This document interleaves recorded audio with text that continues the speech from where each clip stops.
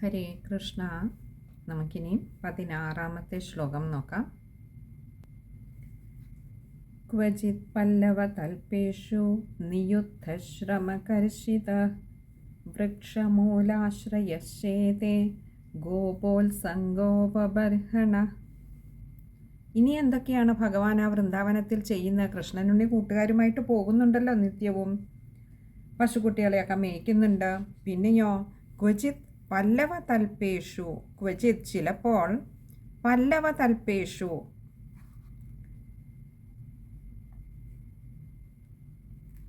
തൽപ്പം എന്നാൽ കിടക്ക, പല്ലവതൽപേഷു അതായത് തളിരിലകൾ. പല്ലവം എന്ന് പറഞ്ഞാൽ വളരെ ഇളം തളിരിലകൾ കൊണ്ടുണ്ടാക്കിയ ഒരു കിടക്ക, അതിന്മേലെ നിയുദ്ധ ശ്രമകർഷിത എന്ന് പറഞ്ഞാൽ മറ്റ് ഗോപബാലന്മാരോട് കൂടി അവർ ഈ 2 പേർക്കിടയിൽ അവർ ദ്വന്ദ്വയുദ്ധം, അതായത് ബാഹുയുദ്ധം, കൈകൾ കൊണ്ട് അങ്ങോട്ടും ഇങ്ങോട്ടും ഇങ്ങനെയാണ് യുദ്ധം ചെയ്യുന്നത്, ഞാൻ പഠിപ്പിച്ചു തരാം എന്നും പറഞ്ഞിട്ട് കൃഷ്ണനുണ്ണി തന്നെ അങ്ങോട്ടും ഇങ്ങോട്ടും കുട്ടികളെയൊക്കെ പഠിപ്പിച്ച് ദ്വന്ദ്വയുദ്ധം നടത്തും ചിലപ്പോൾ. പിന്നെയോ അത് കഴിയുമ്പോഴേക്ക് ചിലപ്പോൾ തളർന്നു പോവും, ക്ഷീണം തോന്നും. അപ്പോൾ വൃക്ഷമൂലാശ്രയ, വൃക്ഷത്തിൻ്റെ മൂലത്തെ അഥവാ അതിൻ്റെ വേരിനെ, ചുവട്ടിനെ ആശ്രയിച്ചവനായി, ശേതേ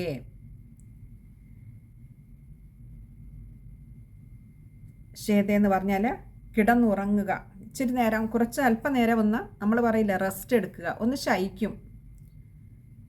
ആ വൃക്ഷത്തിൻ്റെ ചുവട്ടിൽ വന്ന്, അവിടെയൊക്കെ ധാരാളം വൃക്ഷങ്ങളുണ്ട്, തണൽ മരങ്ങളുണ്ട്, അതിൻ്റെ ചുവട്ടിൽ വന്ന് അല്പനേരം കിടക്കും. അപ്പോഴേക്ക് ബാക്കി കുറേ കുട്ടികൾ എന്താ ചെയ്യുക? ഈ പറഞ്ഞതുപോലെ തളിരിലകളൊക്കെ എടുത്തുകൊണ്ട് വന്നിട്ട് അതൊരു മെത്ത പോലെ അങ്ങോട്ടാക്കും.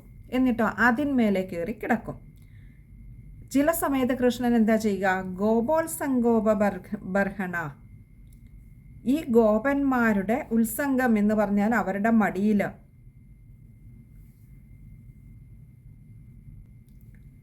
ഉത്സംഗോപബർഹണ, ഉപബർഹണ എന്ന് പറഞ്ഞാൽ തല ചായ്ച്ചങ്ങോട്ട് കിടക്കും.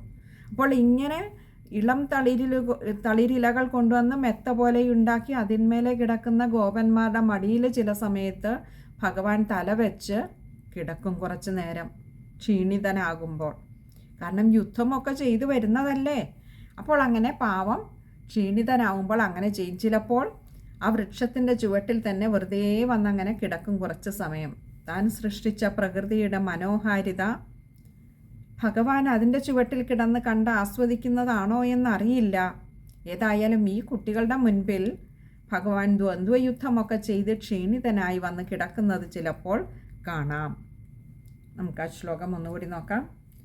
ക്വചിത് പല്ലവതൽപേഷു നിയുദ്ധശ്രമകർഷിത വൃക്ഷമൂലാശ്രയശ്ചേതേ ഗോപോത്സംഗോപബർഹണ. ശ്ലോകം വായിക്കുമ്പോൾ ശ്രദ്ധിക്കേണ്ട കാര്യം, ആദ്യത്തെ പാദത്തിൻ്റെയും 2-ാമത്തെ പാദത്തിൻ്റെയും ഒടുവിൽ വിസർഗം വരുന്നുണ്ട്. അതുകൊണ്ട് തന്നെ പകുതി ഹകാരത്തിൽ വായിച്ചു നിർത്തുക. ശ്രമകർഷിത, അതേപോലെ ഉത്സംഗോപബർഹണ അവിടെയും, അതേപോലെ തന്നെ വൃക്ഷമൂലാശ്രയ അവിടെയും വിസർഗം വരുന്നുണ്ട്. പകുതി ഹകാരത്തിൽ വായിക്കുക. ഇനി അടുത്തത് 17-ാമത്തെ ശ്ലോകമാണ്. പാദസംവാഹനം ചക്രു കേചിത് തസ്യ മഹാത്മന അപരേ ഹത പാപ്മാനോ വ്യജനൈ സമവീജയൻ. പാദസംവാഹനം ചക്രു,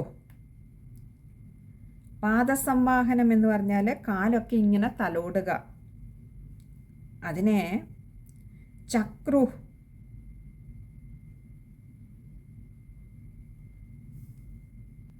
ചക്രു എന്ന് പറഞ്ഞാൽ ചെയ്തു, ചിലർ കാലുകളൊക്കെ ഒന്ന് തഴുകിക്കൊടുത്തു. കേചിത് തസ്യ മഹാത്മന, കേചിത് ചിലരാകട്ടെ, തസ്യ ആ മഹാത്മാവിൻ്റെ, അപരേ ഹതപാപ്മാനോ അപരെ മറ്റു ചിലർ, അപ്പോൾ ചിലർ വന്ന് ഭഗവാന്റെ പാദങ്ങളെയൊക്കെ ഒന്ന് തഴുകിക്കൊടുത്തു. ഒന്ന് പാവം ക്ഷീണിച്ചുവോ കൃഷ്ണനുണ്ണി എന്ന് പറഞ്ഞിട്ട് കാലുകളൊക്കെ ഒന്ന് തടവി കൊടുത്തു. മറ്റു ചിലരാകട്ടെ അവരെ ഹതപാപ്മാനോ ഹതപാപ്മാനഹ പാപമറ്റവരായിട്ടുള്ള മറ്റു ചിലർ വ്യജനൈ സമവീജയൻ, വ്യജനൈ എന്ന് പറഞ്ഞാൽ വിശറികൊണ്ട് സമവീജയൻ വേണ്ടതുപോലെ വീശി. അതായത് ഭഗവാന്റെ പാദങ്ങളെ ആശ്രയിച്ച് ചിലർ തങ്ങളുടെ പാപങ്ങളെ ഇല്ലാതെയാക്കി, മറ്റു ചിലർ ആ പാപമുക്തരായിട്ടുണ്ട് എന്നുള്ളവർ, അങ്ങനെയുള്ളവരെന്താ ചെയ്ത? ഭഗവാന്റെ സുഖത്തിനായി വർത്തിച്ചു. എന്താ? വിശറി എടുത്തുകൊണ്ട് വന്ന് ആ കൃഷ്ണനുണ്ണിക്ക് വീശിക്കൊടുത്തു. ചൂടെടുക്കുന്നുണ്ടോ ഉണ്ണി എന്ന് പറഞ്ഞിട്ട് വിശറി കൊണ്ട് വീശിക്കൊടുത്തു. അപ്പോൾ നമ്മുടെയൊക്കെ കർമ്മങ്ങളൊക്കെ ചിലർ കാല് തടവിക്കൊടുത്തു, ചിലർ വീശിക്കൊടുത്തു എന്ന് പറഞ്ഞപ്പോൾ ഒന്ന് പറഞ്ഞു പാപമുക്തരായവർ. അപ്പോൾ നമ്മുടെയൊക്കെ ഓരോ കർമ്മവും നമ്മുടെ തന്നെ ചെയ്യപ്പെട്ട കഴിഞ്ഞുപോയ കർമ്മങ്ങൾക്കനുസൃതമായിട്ട് ചെയ്യപ്പെടുവാൻ നമ്മൾ നിയുക്തരായവരാണ്, നമ്മൾ പോലും അറിയാതെ എന്നതും വ്യക്തമാണ്. അതായത് നമ്മുടെ പ്രാരബ്ധങ്ങൾ എന്തെല്ലാം ഉണ്ടോ അതിനനുസരിച്ചുള്ള കർമ്മങ്ങൾ ചെയ്യുവാൻ ഉള്ള സാഹചര്യങ്ങളിലേക്ക് നമ്മൾ വന്നെത്തിച്ചേരുന്നു. നമ്മൾ പോലും അറിയാതെ പലതും നമ്മൾ ചെയ്യുന്നു. ഇവിടെയും ഒരു പക്ഷേ ഇവരാരും തങ്ങൾ പാപമുക്തരാണെന്ന് അറിഞ്ഞിട്ടോ ഒന്നുമല്ല, അല്ലെങ്കിൽ ഭഗവത്പാദങ്ങളെ ആശ്രയിച്ച് മറ്റുള്ളവർക്ക് പാപങ്ങളെ ഇല്ലാതെയാക്കാം എന്ന് കരുതിയിട്ടോ അല്ല, പക്ഷെ അവരവരുടെ കർമ്മപ്രാരബ്ധങ്ങൾ അതാത് കർമ്മങ്ങളിലേക്ക് അവരെ കൊണ്ടുവന്ന് എത്തിക്കുകയാണ് ചെയ്യുന്നത്. ഇനി അടുത്ത് നമുക്ക് ആ ശ്ലോകം ഒന്നുകൂടി നോക്കാം. പാദസംവാഹനം ചക്രു കേചിത് തസ്യ മഹാത്മന അപരേ ഹതപാപ്മാനോ വ്യജനൈ സമവീജയൻ. ശ്ലോകം വായിക്കുമ്പോൾ ശ്രദ്ധിക്കേണ്ട കാര്യം, ചക്രു മഹാത്മന വ്യജനൈ, ഇത്രയും ഇടങ്ങളിൽ വിസർഗമുണ്ട്, പകുതി ഹകാരത്തിൽ വായിക്കുക. ഇനിയും കേജിത് തസ്യ, കേജിത് തസ്യ ആണ്, കേജിത് തസ്യ, അതുകൊണ്ട് തന്നെ ത കൂട്ടക്ഷരമാണ്, വായിക്കുമ്പോൾ ശ്രദ്ധിക്കുക.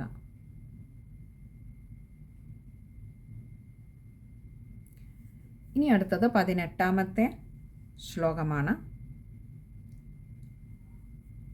അന്യേതദനുരൂപാണി മനോജ്ഞാനി മഹാത്മന ഗായന്തി സ്മ മഹാരാജ സ്നേഹ ക്ലിന്നധിയശനൈ. അപ്പോൾ ഓരോ ഈ ബാലന്മാർ കൂടെയുള്ളവരൊക്കെ ഓരോരുത്തർ ഓരോ തരത്തിലാണ് പൊന്നുണ്ണിക്കണ്ണൻ്റെ പ്രീതിക്കായിക്കൊണ്ട് അല്ലെങ്കിൽ ഇഷ്ടത്തിനായിക്കൊണ്ട് ആ കൂട്ടുകെട്ട് നിലനിർത്തുന്നതിനായിക്കൊണ്ട്, കുട്ടികൾക്ക് അങ്ങനെയാണല്ലോ, കൃഷ്ണൻ്റെ കൂട്ടുകെട്ട് വേണം. അതിനു വേണ്ടിയിട്ട് കൃഷ്ണനെ പ്രീതിപ്പെടുത്തുവാൻ വേണ്ടി പലരും പലതും ചെയ്തു എന്ന് പറഞ്ഞുകൊണ്ടിരിക്കുകയാണ്. ഇനി അടുത്ത ചിലരാണെങ്കിൽ അന്യേ തദനുരൂപാണി, അന്യേ മറ്റു ചിലർ തദനുരൂപാണി, ഭഗവാന് അവിടെ കുട്ടികളുടെ മടിയിൽ വന്ന് കിടക്കുമെന്ന് പറഞ്ഞല്ലോ, ചിലപ്പോൾ വൃക്ഷത്തിൻ്റെ ചുവട്ടിൽ, അങ്ങനെ അവിടെ വന്ന് ശയിക്കുമ്പോൾ അതിന് അനുയോജ്യമായ, അനുരൂപാണി അതിന് അനുയോജ്യമായ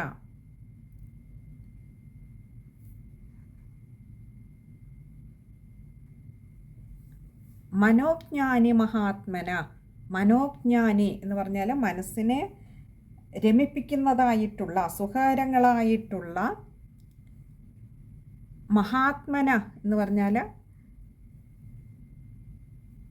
ആ മഹാത്മാവിൻ്റെ ഭഗവാന്റെ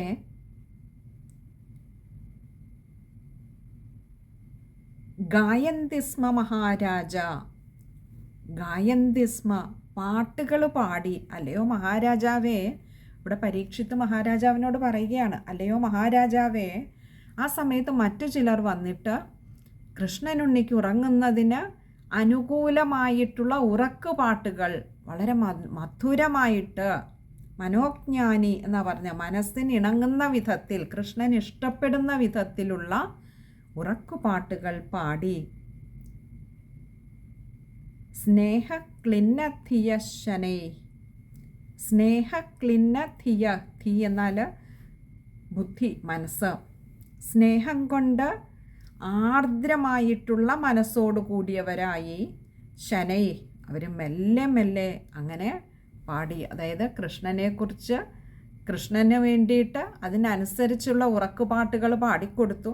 നന്നായി ഉറങ്ങട്ടെ കൃഷ്ണന്, പാവം ക്ഷീണിച്ച് തളർന്നു കിടക്കുകയല്ലേ. അങ്ങനെ പാട്ട് പാടി പാടി അവർ പാടുന്ന പാട്ടുകളൊക്കെ പക്ഷേ അതിൽ അവർ പോലും അറിയാതെ കൃഷ്ണൻ ഇഷ്ടപ്പെടുന്നത് എന്ന് പറഞ്ഞ് പാടിയതിലൊക്കെ ഭക്തി കലർന്ന പാട്ടുകളായിരുന്നു. ആ ഭക്തി അങ്ങനെ പതിയെ പതിയെ പാടി പാടി പാടി അവരങ്ങനെ അതിൽ മനസ്സലിഞ്ഞു ചേർന്നിട്ട് അവരുടെ കണ്ണുകളിൽ നിന്നും കണ്ണുനീർ തുള്ളികൾ അങ്ങനെ പ്രവഹിക്കുവാൻ തുടങ്ങി. ഭഗവാന്റെ പ്രസാദം കൊണ്ട്, അല്ലേ, ഭഗവാന്റെ ഒരു കൃപ കൊണ്ടാണ് അവർക്ക് ഭഗവാന്റെ മുന്നിൽ നിന്നുകൊണ്ട് ഭഗവാന് വേണ്ടിയിട്ട് അങ്ങനെ പാടുവാൻ തോന്നിയത്, ഭക്തി നിറഞ്ഞ ഗാനങ്ങൾ പാടുവാൻ തോന്നിയത്. ആ ഭക്തി കൊണ്ട് തന്നെ ഭഗവത് പ്രസാദം അങ്ങനെ ഉണ്ടാവുകയും ചെയ്തു. ഭക്തി അങ്ങനെ വർദ്ധിച്ച് കണ്ണുനീരായി ഒഴുകിയപ്പോൾ ഭഗവാനെ അവിടുത്തെ ഉള്ളം പ്രസാദിച്ചു. അവർക്ക് കൃഷ്ണൻ്റെ ആ ഒരു പ്രീതി ലഭിക്കുകയും ചെയ്തു. നമുക്ക് ആ ശ്ലോകം ഒന്നുകൂടി നോക്കാം. അന്യേ തദനുരൂപാണി മനോജ്ഞാനി മഹാത്മന ഗായന്തി സ്മ മഹാരാജ സ്നേഹക്ലിന്നധിയ ശനൈ. ശ്ലോകം വായിക്കുമ്പോൾ ശ്രദ്ധിക്കേണ്ട കാര്യങ്ങൾ: തദനുരൂപാണി, അവിടെ തത് അനുരൂപാണിയാണ്. ദായുടെ അകാരം ശ്രദ്ധിക്കുക. അതുപോലെ മഹാത്മന ശനൈ സ്നേഹക്ലിന്നധിയ, ഇത്രയും ഇടങ്ങളിൽ വിസർഗമുണ്ട്. പകുതി ഹകാരത്തിൽ വായിക്കുക. അതുപോലെ ധിയ എന്നുള്ളിടത്ത് നമ്മൾ ധ വായിക്കുമ്പോൾ ശ്രദ്ധിച്ച് വായിക്കുക, ഖരാക്ഷരമാണ്. ഇത്രയും കാര്യങ്ങളാണ് ആ ഒരു ശ്ലോകം വായിക്കുമ്പോൾ ശ്രദ്ധിക്കേണ്ടതായിട്ടുള്ളത്. ഇനി അടുത്തത് 19ാമത്തെ ശ്ലോകമാണ്. അത് നമുക്ക് അടുത്ത സത്സംഗത്തിൽ കാണാമെന്ന് കരുതുന്നു. ഹരേ കൃഷ്ണ.